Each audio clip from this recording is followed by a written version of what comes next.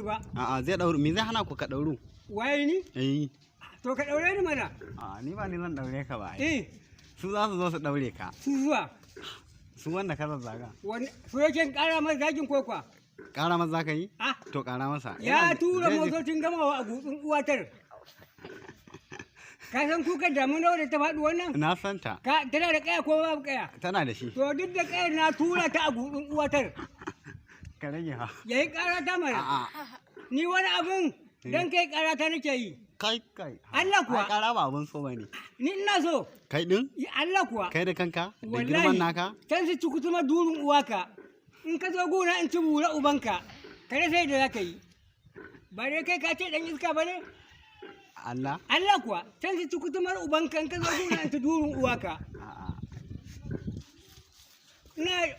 Kai ka ce kai shege ne. To mu ne maganin irin wa'annan mu muna maganin su. Mun zo a ce kai dan iska ne ma. Allah. Allah ku za mu daidaita da kai. Ai mun fi so a ce kai dan iska ne.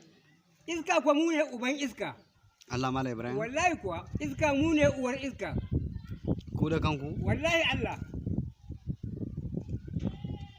Yanzu baka gajiya Malam Ibrahim haka wannan maganganun? Magana kan asayin ta yi. Ni kuma na sayar mar. Kamar kai ya kasuwa ne ka ce kana son abu da kuɗinka, ba za a sayar ma ba? Za a sayar maka ma. To ni ma sayar man na yi, ya saya don ɓarin gutsun uwatar. Ka rage irin mana manya-manyan wata haka.